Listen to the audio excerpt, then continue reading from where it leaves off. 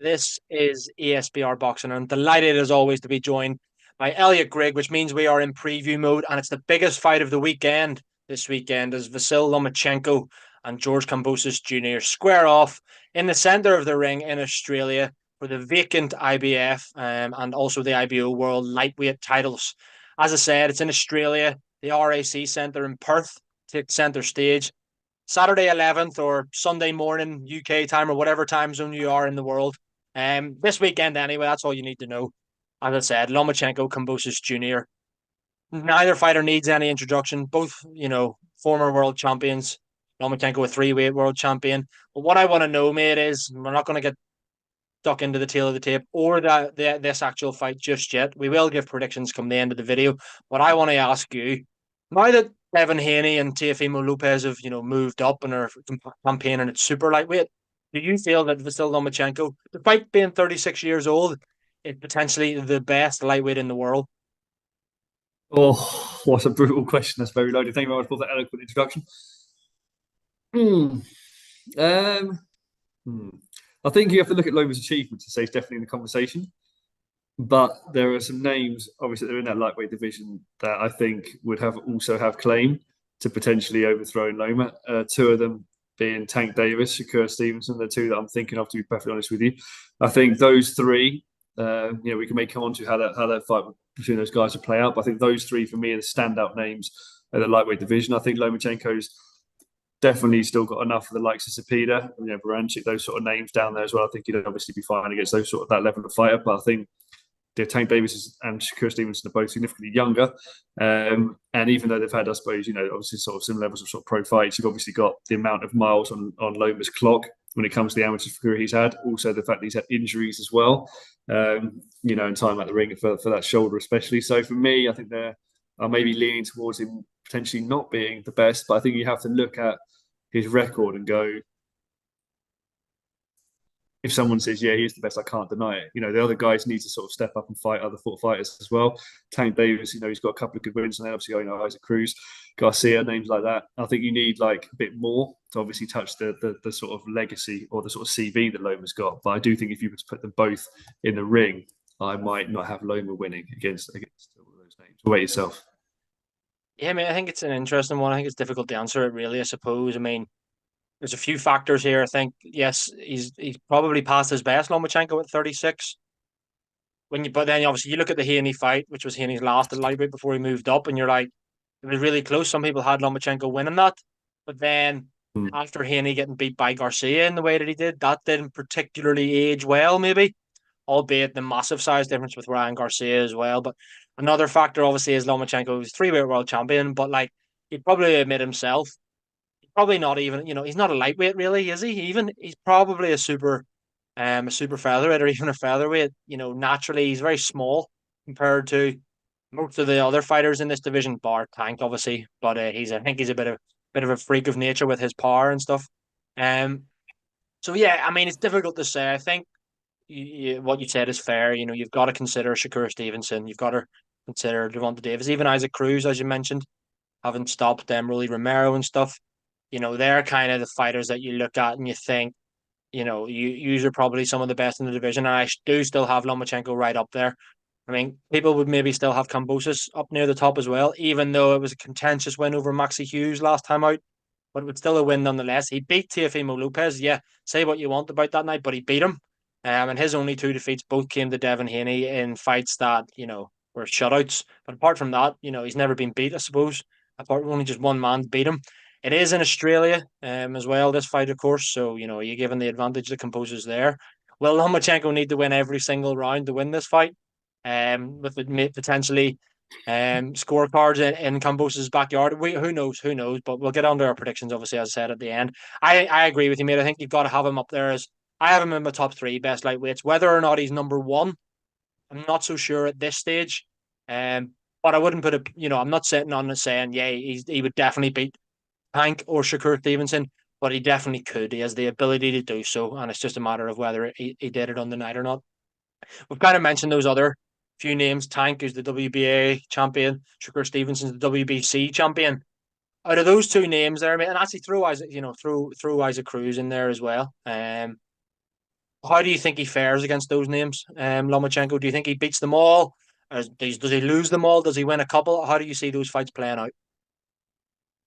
Tough, so tough. I think I've kind of I suppose tied myself in knots here by being on a previous video saying I have Tank Davis in my top five pound for pound. So in a way, I'm going to probably have to say that if I think I think that fight is a fight I'd love to see actually because you mentioned the size as well, and Loma not necessarily being natural lightweight, and Tank obviously also being small. So I think for those guys, like size wise and physicality wise, it'd be quite a close matchup. But I actually think I can see I can see Tank winning that. I really can. I just think I think Loma would. I think Loma's in some way. I'm reluctant to say a better boxer. I think like obviously he's technically probably better than Tank. I think that's fair to say. But I do think at some point Tank might get to him. I really do, and I think it'd be close. I think he'd win a lot of close rounds. I think the fight would be close, even from a boxing perspective. But I've just got a feeling that Tank's power might actually edge that fight, frankly. So I'd actually have Tank edging that one. I think Isaac Cruz will have Loma winning that fight. I think Loma still have too much for him. And I think the Stevenson fight's actually very interesting. I've got like Stevenson obviously some good wins, obviously in the lower weights, but I actually think I'd probably even edge Loma on points in that fight. To be honest with you, I think it'd be a very very close fight. To be honest with you, I could see it going either way on a close fight. I could see it going to sort of 7-5 either way.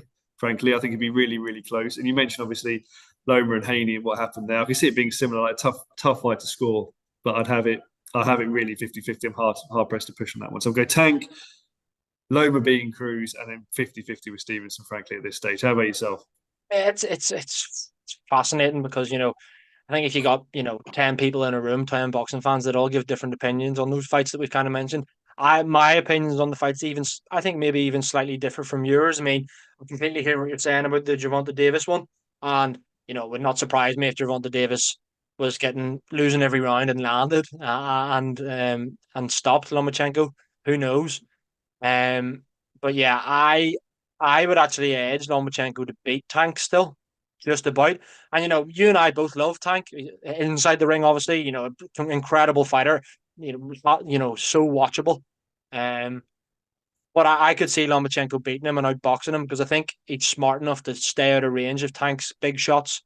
Fit enough, smart enough, got the IQ, the southpaw stance as well. Obviously, I think he could maybe box his way to a victory there. Similarly with Isaac Cruz, but the one I actually think would be the most difficult would be Shakur. I really rate Shakur Stevenson, whether he is or not right now. But I think Shakur Stevenson could, in the next couple of years, prove to be one of the best pound for pound fighters in the world. I'm really high on Shakur Stevenson. I think the size there as well. Stevenson, although he was fighting at lower weights as well, is a little bit bigger than Lomachenko. And I just think Shakur Stevenson has the tools to beat Lomachenko and probably outbox him and beat him on points. Don't think he would stop him, but I could actually see Shakur Stevenson beating Lomachenko. But that's all fights for the future, mate. We've got to talk about this fight going down in Perth this weekend. Got to ask you for a prediction. How does it play out? Lomachenko, Kambosos Jr. Who wins and how?